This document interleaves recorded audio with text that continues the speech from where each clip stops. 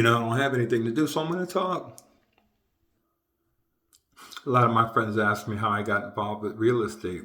And so I want to tell you, I got in real estate by being a good guy.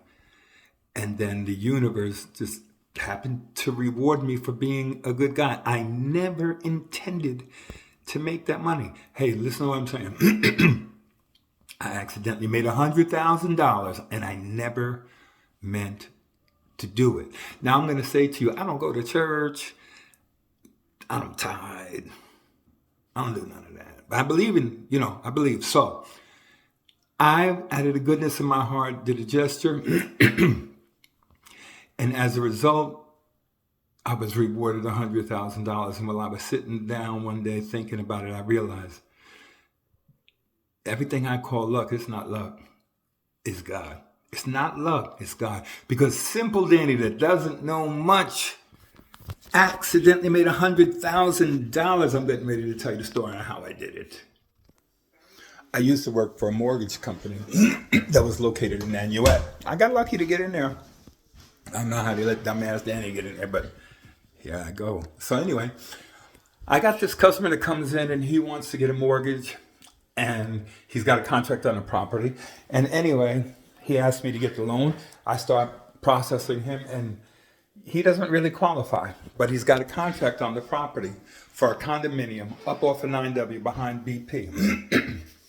So anyway, I ended up in conversation with the owner, reassuring the owner, hey, please give him more time. He's going to qualify. I'm going to get him to qualify, but please just bear with him. And so I did this every month while I worked on his credit. Every month while I tried to see if I could get him through on a program. And every month I called the owner and had a long conversation with him and reassured him that please, just keep the contract valid. You don't have to sell it to somebody else. And this guy is most definitely going to buy it. And they were depending on me to get this guy to buy it because this guy lived in the unit and they wanted to work with him. Well, after 9 months, I finally got this guy qualified to buy the unit. And I'm ready to call the owner and say, okay, we're ready to close. It's really like good news. And as I'm getting ready to call the owner, the borrower calls me up. And this is what he said.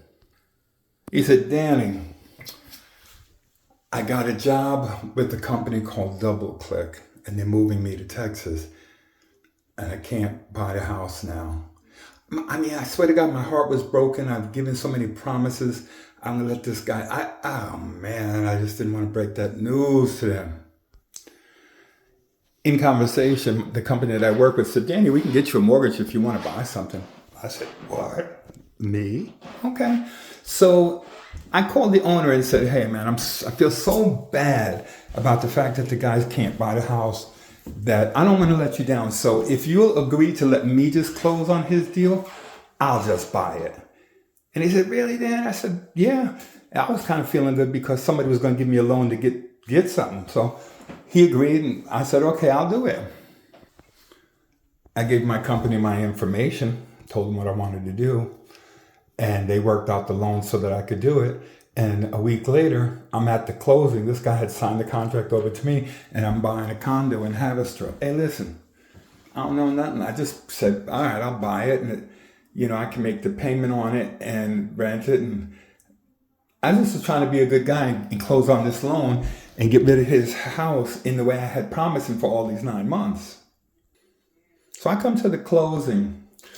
And the seller who I had been speaking to for months is there in my company.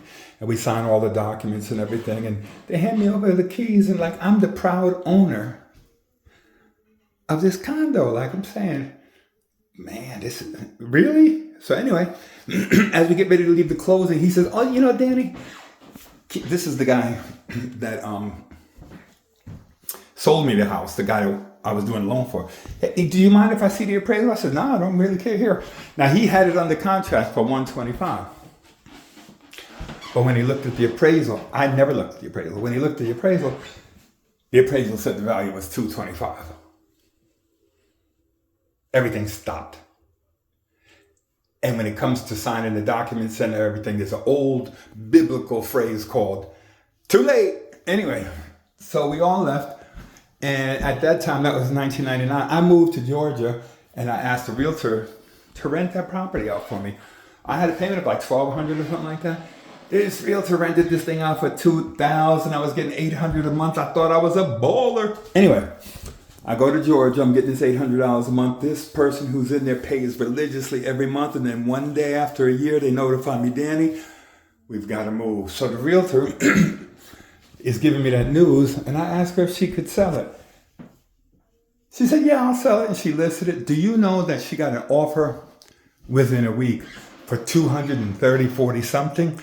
And then by the time we minus out the real estate fees and everything, they paid off the $125,000 loan and netted me a check for $100,000. And then I sat there thinking, wow, all I was really trying to do was be a good guy and buy the house like I promised the guy. And look how I'm rewarded. Boy. So what I'm saying to you is there's no simple energy. There's no secret formula. I just acted in good faith and I tried my best to become the solution, to become the miracle. And guess what? Because I honestly became the miracle, God blessed me with $100,000. I didn't earn that money. I was given that money.